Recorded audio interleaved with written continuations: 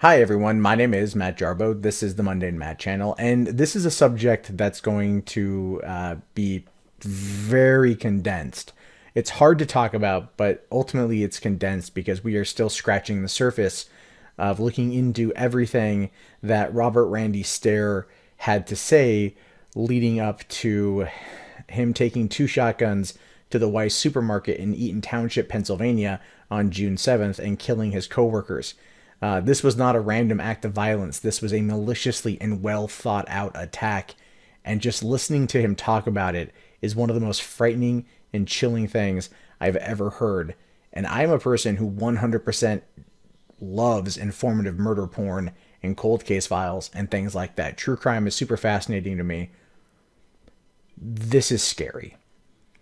Now, as I said a couple days ago, news broke that this guy went into his grocery store where he worked on the night crew and he killed 3 people with 2 pistol grip shotguns.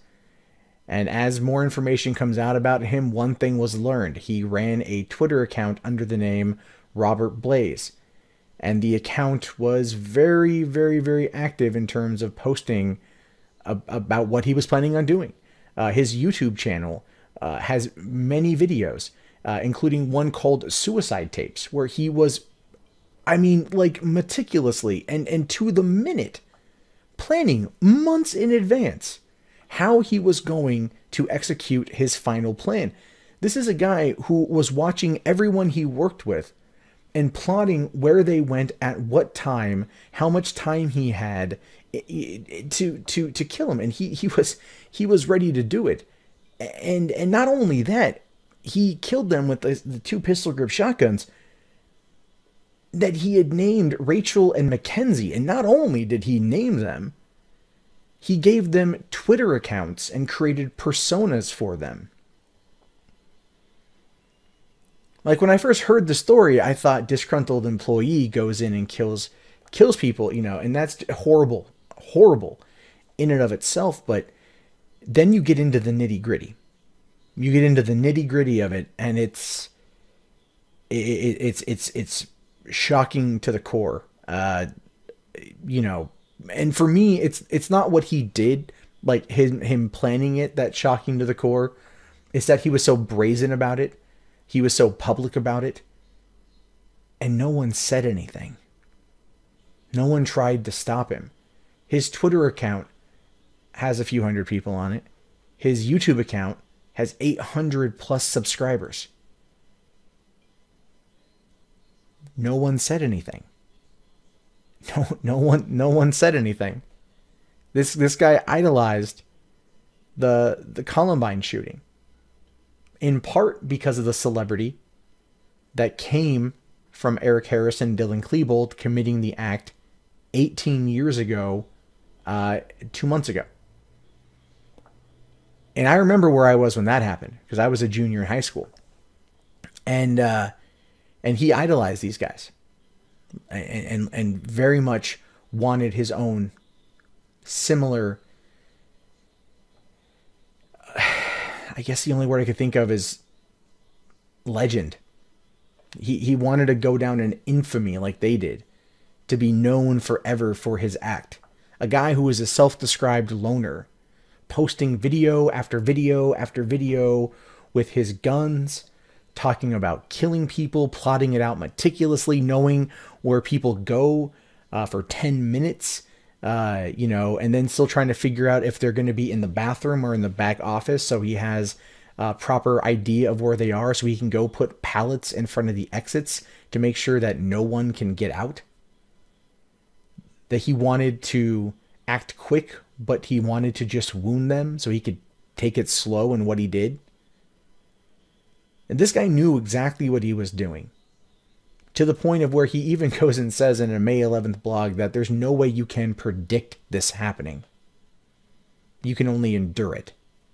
And you hear a shotgun cock. I am genuinely frightened of this person.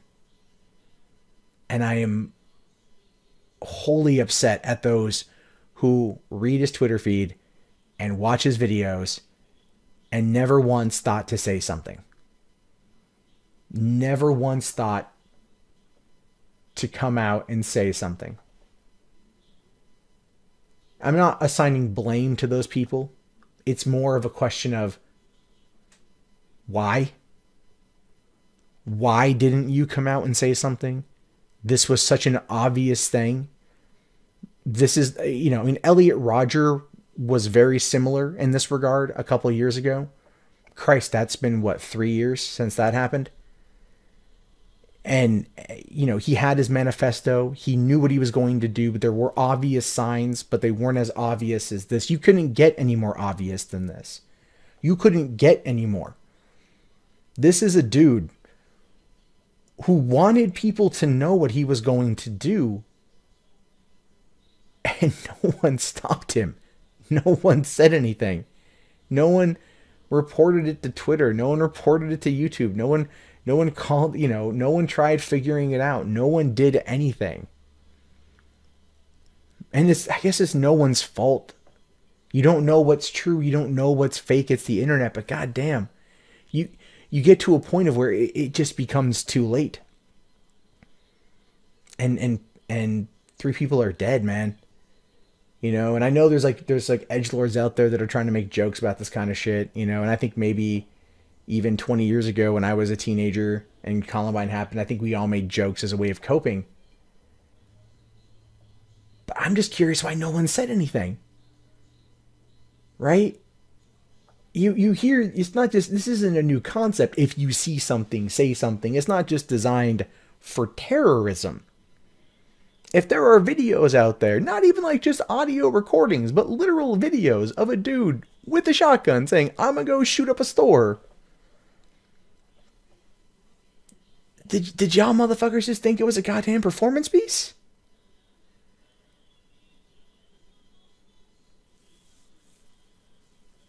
I mean, he even says nobody would suspect a thing. It's so ingenious. It's foolproof. There's nothing that can stop me. Nothing. You will all be fucking dead. And he was right. And that's, I think, the worst goddamn part of this whole fucking story.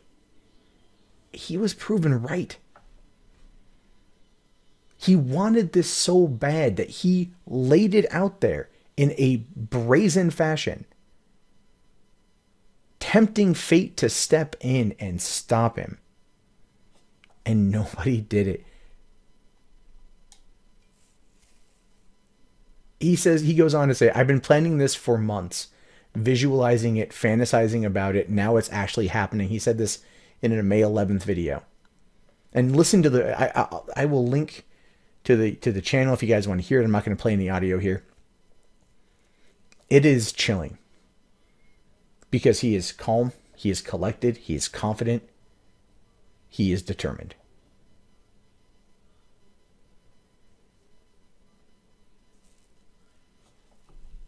And he even says here, holding Mackenzie, a shotgun Mackenzie, the gun I feel is going to be the one doing most of the work and also finishing me off.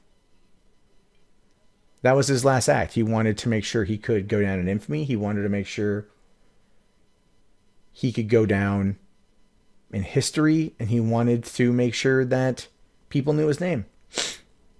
But there's, I guess that in that essence, the joke's on him. He went by the name Andrew Blaze online. So he's got an audience of that. So people might not have known to call it in because that wasn't his real name. And that's a fair assessment. But people are going to know him online as Andrew Blaze. People are going to know him in reality as Robert Stair. Or Randy Stair, whatever his name is. Doesn't even really matter at this point. Randy Robert Stair.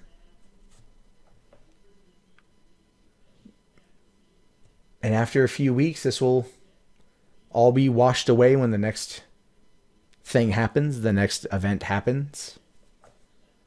And I'm not trying to sit there and say gun control is the key. It's not. Thunderfoot can take my words out of context again if he wants, but that's not what this is. Mental health advocacy needs change. I've been saying that for years. Mental health advocacy in this case might have actually helped. someone saying something at one time could have helped. But then again, today, with all of us face deep in our devices, it's hard to see that. And I'm not putting blame on anyone. I'm not putting an attack on anyone. It's no one's direct fault. If anything, it's a societal fault. Because we don't put the emphasis on mental health that we should. We don't put the emphasis on seeking help, that it's okay, that there are resources available. There's more now than there were, which is awesome, but it's still not enough. You know, October rolls around and it's Breast Cancer Awareness Month. Everything is pink. Where's Mental Health Awareness Month? I think there is Mental Health Awareness Month too. I don't remember the month exactly, but you guys know what I mean. It's like, it's not as big as it should be. It's not as big and as well known and as pushed and as published and as promoted, cross-promoted, brand promoted. There's no Susan B. Komen Foundation for Mental Health that has a deal with the goddamn NFL.